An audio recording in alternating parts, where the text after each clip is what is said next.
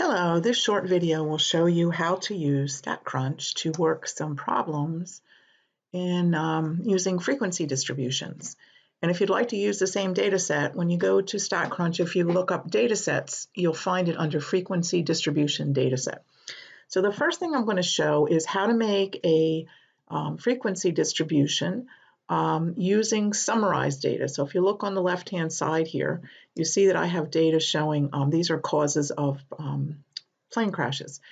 And we've got the causes here and we've got the frequencies for each category. So what I'm going to do is go to Stat, Tables, Contingency with Summary because I've got the data summarized.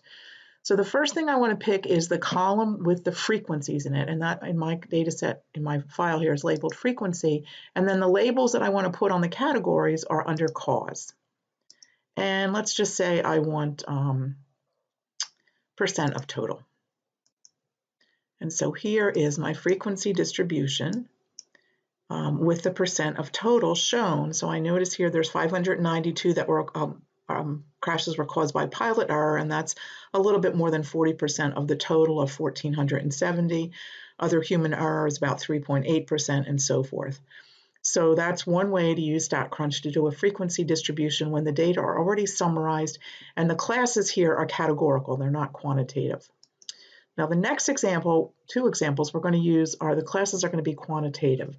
And the next one I'm going to do is we've got commute times here, and there are a range of numbers here. And so I'd like to form a frequency distribution where the first class starts at 0 and we have a class width of 15. But StatCrunch doesn't know where to put each of the observations here. I have to tell it where to put it. So what I'm going to do is create a new variable that's going to tell it the class to put each observation in. So if I go to Data and Bin, which is kind of the same thing as a class, I'm going to pick the column with the data that I want to put the categories onto, which is in this case commute times.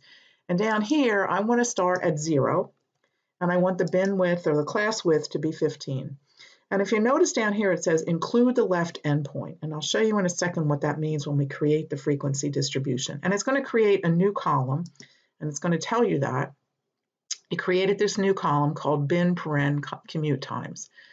And if you notice, that's right here. So this is the column that I'm going to make the frequency distribution on. So I'm going to go to Stat, Tables, Frequency, and I'm going to pick that new variable that I just created. And let's just say I wanted just frequencies and compute. Okay, so here's my frequency distribution. Now remember that option there when we were setting up that bin variable, it said include the left endpoint. And if you notice here on the table that was created, the first class goes from 0 to 15, but we're not including the 15 in the left right endpoint is not included. It's going to go into the next class.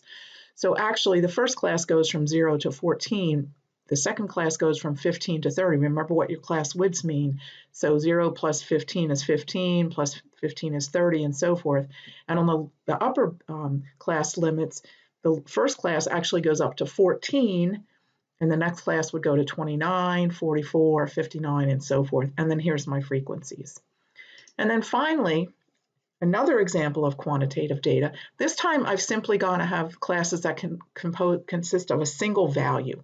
So I don't have to tell StatCrunch where to put each data value. It's already going to go into its own class. So I can just go to Stat, Tables, Frequency, and simply pick the F scale. This is for tornadoes, the intensity of the tornado. And then I'm just going to hit, let's just do frequencies again, and I'm just going to go compute. And if you notice here, I didn't have to set up any upper and lower class limits because the scale only ranges from 0 to 4, and I wanted to do each class with a single value. So there were 23 tornadoes that were F scale 0, 13 F scale 1, and so forth. So this is a little introduction to how to use StatCrunch to create different types of frequency distributions.